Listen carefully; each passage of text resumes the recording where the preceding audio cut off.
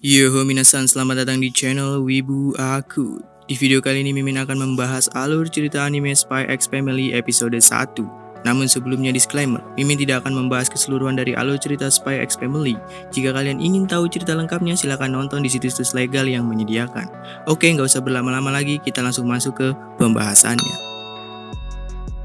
Awal cerita kita diperlihatkan ada beberapa orang yang sedang rapat. Mereka membahas tentang kemungkinan ada pihak yang mencoba memicu peperangan. Jadi ada dua negara yang sedang melakukan perjanjian damai. Namun dari balik bayang, ternyata ada pihak-pihak yang mencoba merusak kedamaian tersebut. Dua negara ini adalah Westalis dan Ostania. Demi menjaga kedamaian, negara Westalis mengirim agen mata-mata mereka yang sangat terampil dengan kode name Twilight, Tasogare, atau Mas Senja. Biar gampang kita sebut saja Mas Senja. Diperlihatkan kalau Mas Senja memang mata-mata yang hebat. Dia bahkan bisa menipu seorang agen amatiran yang memiliki foto aib seorang politisi terkenal. Mas Senja dikenal sebagai manusia yang memiliki 100 wajah. Tak ada misi yang tak bisa ia tuntaskan. Setelah misi kali ini selesai, Mas Senja kembali mendapatkan sebuah misi dari pusat. Ia mendapatkan perintah melalui surat kabar yang diberikan oleh seorang informan. Terlihat koran tersebut memiliki sandi yang dipahami oleh para mata-mata saja. Misi Mas Senja kali ini adalah mendekati dan melacak gerak-gerik dari seorang ketua Partai Persatuan Nasional bernama Donovan Desmond.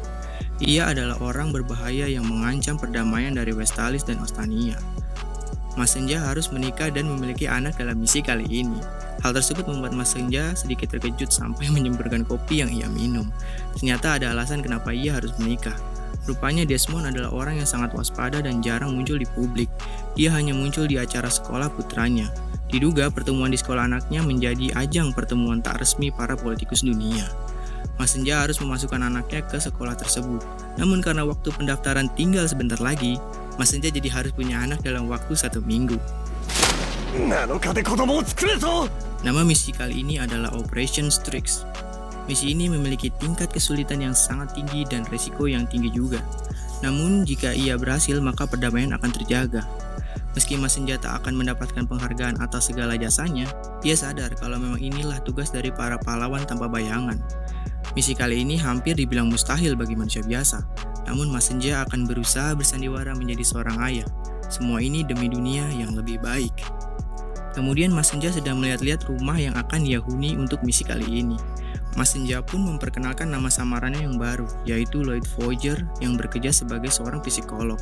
Lalu Lloyd menuju ke sebuah panti asuhan untuk mencari anak yang bisa diadopsi. Lloyd memilih panti asuhan yang kumuh supaya bisa memasukkan identitas anaknya dengan mudah. Dalam benak Lloyd mengatakan kalau ia sebenarnya tak ingin melibatkan orang lain dalam misinya. Namun ia sadar kalau ada beberapa hal yang tak bisa ia lakukan sebagai seorang mata-mata. Kemudian Lloyd meminta pemilik panti untuk mencarikan anak yang sudah bisa baca tulis. Pemilik panti pun menunjuk seorang anak yang bernama Anya. Anya ini anak perempuan yang sangat imut, dengan mata hijau dan rambut pinknya. Terlihat Anya seperti memiliki kemampuan membaca pikiran seseorang. Anya bisa mendengar jelas dan mengetahui isi pikiran dari Lloyd. Anya mencoba memperlihatkan kemampuannya ke Lloyd agar ia diadopsi.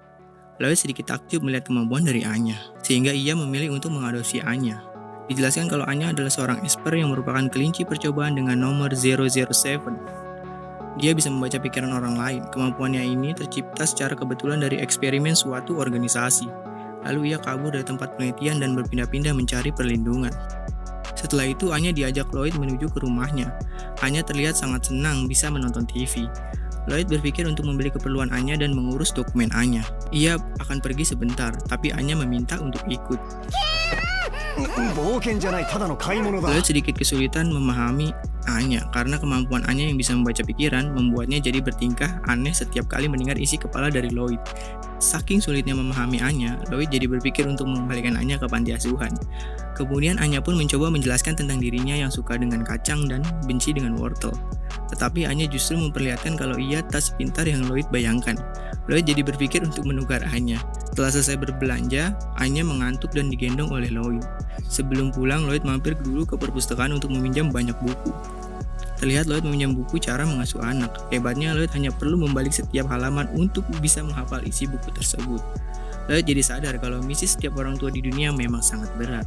Namun ia meneguhkan hatinya kalau setelah misi ini selesai, ia akan mengembalikan Anya ke panti asuhan.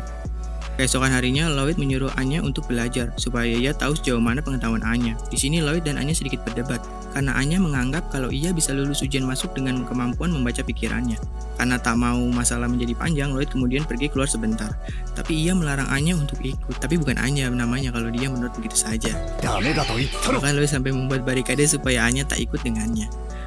Ternyata Lloyd pergi menemui seorang informan yang bernama Frankie. Frankie memberi formulir pendaftaran, nomor peserta, dan soal ujian masuk. Frankie juga memberi informasi tentang Anya, yang ternyata ia sudah diadopsi 4 kali dan dikembalikan.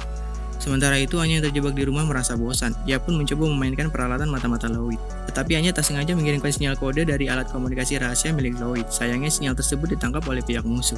Kemudian pihak musuh pun melacak sinyal itu. Anya yang telah memberantakin alat mata-mata Lloyd buru-buru membereskannya karena takut kena amuk. Lalu masa lalu Anya diperlihatkan, di mana Anya dipaksa untuk terus belajar, padahal Anya hanya ingin menggambar. Terlihat para ilmuwan di sana begitu menekan Anya, sehingga Anya tak merasa bahagia. Setelah itu Lloyd kembali pulang, tetapi saat sampai di depan pintu, ia menyadari ada sesuatu yang aneh. Begitu masuk ke rumahnya, ternyata ada beberapa orang yang ingin menyergapnya. Namun dengan mudah Lloyd bisa melawan 2 penyergap tersebut. Lloyd yang khawatir dengan Anya mencoba mencarinya, tetapi Anya telah diculik. Lloyd menenangkan diri sejenak untuk memahami situasi. Jika dilihat dari kondisinya, sepertinya musuh tahu kalau Lloyd adalah seorang mata-mata. Lloyd sempat berpikir untuk tak peduli dengan Anya, lalu tiba-tiba ia diserang dari belakang. Kemudian diperlihatkan Anya yang sedang diculik oleh musuh. Mereka mengira Anya adalah anak dari Mas Senja.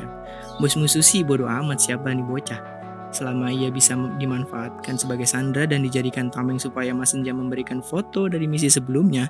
Padahal foto itu adalah perihal sepele, tapi bos musuh ini terlihat sangat serius mengenai masalah remeh tersebut. Bahkan ia tak segan-segan menghabisi anak buahnya yang meremehkan foto tersebut.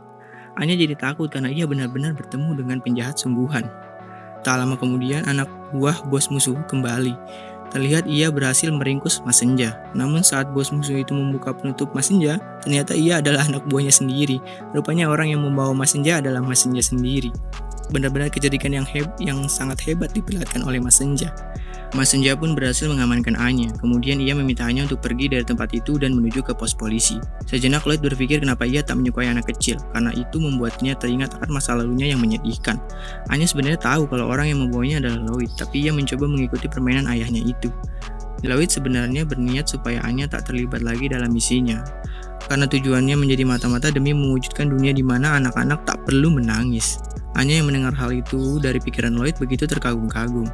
Kini kita akan diperlihatkan aksi dari sang mata-mata terhebat Westalis, yaitu Mas Senja. Dengan kecerdikannya ia membuat gedung itu menjadi berkabut. Mas Senja bisa melumpuhkan mereka satu persatu. Bos musuh terkejut karena anak buahnya kalah telak oleh Mas Senja. Dan hebatnya lagi, Mas Senja sudah berada di belakang bos musuh yang bernama Edgar. Mas Senja mengancam Edgar supaya tak ikut campur dalam misinya. Jika tidak, ia akan mengusik kehidupan anaknya. Sedikit info, jadi di misi sebelumnya, Mas Senja pernah berpacaran dengan anak dari Edgar yang bernama Karen. Namun karena misinya sudah selesai, ia langsung memutuskan hubungannya dengan Karen. Setelah mengancam begitu, Mas Senja meminta Edgar untuk pulang saja. Setelah urusan Mas Senja kelar, ia kembali menjadi Lloyd. Lloyd berjalan pulang meninggalkan tempat musuh. Lalu ia melihat Anya yang sedang menunggu di sana. Anya pun langsung berlari dan memeluknya. Setelah berpikir ulang, Lloyd pun memutuskan untuk membawa Anya kembali ke misinya. Tapi setelah kejadian itu, Lloyd memutuskan untuk pindah rumah. Ia beralasan ke Anya kalau rumahnya ada ular berbisa. Anya tahu kalau ayahnya ini adalah seorang pembohong yang ulung, tapi Anya menganggap kalau kebohongan ayahnya sangat keren. Tiba di hari ujian masuk Akademi Eden. Lloyd sangat bergantung dengan Anya supaya misinya berhasil. Saat ujian berlangsung, Anya menggunakan kekuatan membaca pikirannya untuk mencari jawaban. Namun sayangnya, para peserta lain malah pada pusing sendiri. Anya jadi ragu untuk bisa menjawab soal-soal yang ada. Namun Anya mengingat semua yang diajarkan oleh Lloyd. Karena itu, Anya bisa menjawab soal-soal ujian. Setelah ujian selesai, pengumuman yang lulus langsung dipajang di papan sekolah. Lloyd berusaha mencari nomor pesertaannya di papan tersebut. Dan ternyata nomor pesertaannya ada, itu berarti Anya lulus ujian tertulis. Lloyd begitu senang mengetahui Anya berhasil lulus, bahkan sampai membuatnya jatuh lemas. Lloyd ternyata kelelahan setelah mengajarkan Anya. Tak lama ada Pak Pos datang mengantar surat. Anya mencoba memberi surat tersebut ke ayahnya. Namun Lloyd tak bangun ketika Anya memberikan suratnya. Anya pun melakukan hal yang biasa anak kecil lakukan. Namun tak lama Lloyd terbangun dari tidurnya. Lloyd benar-benar merasa gagal jadi mata-mata karena menurunkan kewaspadaan walau untuk sejenak. Anya pun memberikan surat yang diberikan oleh Pak Pos. Ternyata surat itu berasal dari Akademi Eden yang berisi undangan untuk ujian kedua, yaitu wawancara bersama kedua orang tua. Dua orang tua wajib hadir tanpa pengecualian. Dan dengan entengnya Anya menyetep kalau ia tak punya ibu. Yo, alur cerita anime Spy X Family episode 1 sampai di sini dulu. Jangan lupa klik subscribe channel ini. Jika kalian suka video ini, silahkan klik tombol like. Dan apabila merasa video ini menghibur, boleh dibantu untuk di-share ke teman-teman kalian. Oke, sampai jumpa di video alur cerita selanjutnya. Salam Wibu Ak.